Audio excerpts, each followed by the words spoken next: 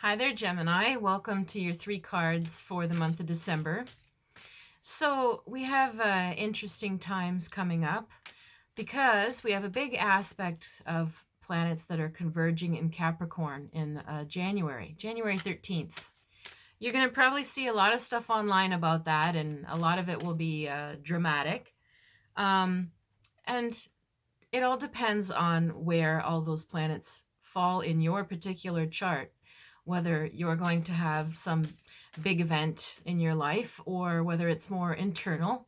But it'll be felt because it's a strong convergence, so it's gonna wake and shake somebody. So there's always repercussions of that, whether it's you or not. But it's not as direct a hit for you as a Gemini. Capricorn is your, let me figure this out in my head now. Let's see. Yeah, Capricorn is your 8th house, which means money, other people's money, and sex and death. Lovely, eh? So for you, you might expect something more on an internal level, on a even occult level, because that can bring up the veils, the other worlds. So that's quite a strong aspect, but it might not play out as a an external kind of event the same way as it might for other signs. Very interesting. Let's take a look at your cards for the month. First of all, let's smudge. If you have any sage, sweetgrass, cedar, incense you want to burn with me, might as well do it. Give yourself a nice cleanse as you're listening to the reading. And of course, we've got to bless the cards too. All right, so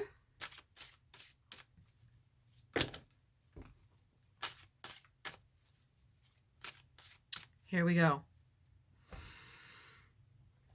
So your first card is the Princess of Discs or Pentacles. Second card is the 8 of Cups.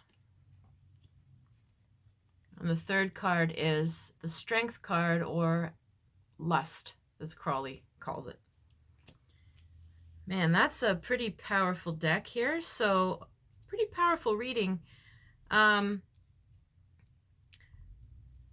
feeling that I'm getting is of a younger person, and there's some sort of turnaround in their mood, or it could be extremes of mood, or it could be like lifting themselves up out of feeling quite isolated or down, and lifting yourself up into feeling exuberant or passionate or high about things again. And the interesting thing is that this card, who it's happening to, is usually a pretty practical person. Usually this is somebody who, as you can see, she's amongst the trees. She looks like she's standing on solid ground. She's got her fur cloak around her. She's holding another disc, sort of showing her potential, her power, if you will. And she looks very grounded and very connected to nature. So who is this in your life, Gemini? Is this you, or is this someone you know? 8 of Cups is a really difficult card, difficult lesson. As you can see, perhaps, if I bring it closer at the top, you see the planet Saturn at the very top, and at the very bottom you see Pisces. As you can see, the water is dark, the skies are dark, the cups are pretty much empty, except for a couple of them. And that's how usually we feel with the 8 of Cups. You feel empty. You feel sort of like, why bother? So what? What's the point? Nobody cares. That's the kind of isolation. Because Saturn in Pisces is somebody that doesn't understand or connect that we are all one. They don't have that feeling. They think that things are separate, individual, happening to just them. They can be very victim-like in their mindset. And the life lesson with that Saturn in Pisces is to understand that we are all one. And so often circumstances will bring them into that position where they are sort of forced to learn that we are all one, meaning all kinds of stuff can happen to the person. Now, the good news, though, is this card of strength or lust. Now, look how different that is. She's riding a lion. She's lying on her back, trusting the lion fully, riding it. Look at her pulling down this red sort of bead-like thing, like pure source energy. She's pulling down passion. And look at, if you can see clearly here.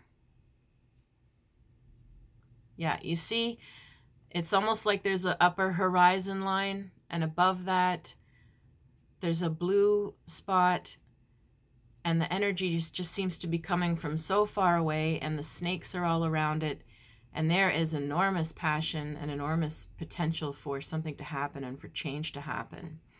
And this girl in this is just trusting that and riding it and enjoying it. So it's a complete turnaround of mood, if you see what I'm saying. So if this represents you, this down-to-earth Princess of Cups, or someone you know, that's sort of your true nature, that person's true nature. They need to come back to this grounded, balanced, sane, connected place, and maybe they need to be in nature more for that to happen. Because otherwise, these extremes of mood are quite extreme. You know, from who cares, screw it, fuck it, to, oh, you know, I can do anything. I can do anything. Like, it's almost bipolar. It's almost bipolar. But we're not saying that anybody around you is bipolar. I cannot diagnose this as a tarot reading online. But that's the level of extreme moods you're either you or someone close to you is dealing with this month. So the advice I would have then with the cards would be, if they are depressed or you're depressed, is you get yourself out in nature, you do the things that you need to do that calm you, that make you feel grounded and make you feel connected. And the first thing you can do is feeling connected to nature. And then after that, to counteract this depression side would be to help whoever it is or yourself connect to your passions. What are you inspired by? What would be an exciting idea? And you'll have to work on it with whoever it is or in yourself to overcome this feeling of, yeah, well, so what? Or, yeah, well, I would, but, you know, the negative victim-y talk that happens with this card. Because there's a lot of potential for the person or for you to feel a lot better this month. But there can be there could definitely be some mood extremes coming this month too. Now, with that astrological aspect I mentioned in January hitting your 8th house, you might have some profound insight about life or about yourself around that time. So you might be just sort of feeling that coming, but it can be a nice breakthrough to sort of break through, literally, like break through the ice, break through the old thoughts, the thick, fixed ways that you've seen life, and reconnect to some source energy again. So I'm not getting a bad feeling here. Just maybe a bit intense. So if you would like a longer reading, especially for the new year coming up, for 2020, I do a special reading called the Wheel of the Year. And that is, one card is drawn for each month of 2020. And we do it in a video or live if you want with me. And it's a reading for your entire year. So if you want a big picture kind of feeling of 2020, this is what I do. And I take a picture of the cards that come up and I put it somewhere where I can see it, so that as each month goes by, I can go, oh, how does that card correlate with the year, with that month? What happened based on this trend? And then you can get a sense of what's coming. So if you're interested in that, then you can look at my links below to reach me, river-rain.com, Clairvoyant Medium Catherine Allen on Facebook. And also, if you're looking for something fun for yourself or for a gift, I still have my book here for sale, A Little Bit of Intuition. You can get it on Amazon.com or .ca. You can buy it at Chapters Indigo, Barnes & Noble, some other stores that are owned by Barnes & Noble, and or order it online. And if you enjoy it, then please write to me and let me know, or give it a review. So I wish you a wonderful month and Happy New Year.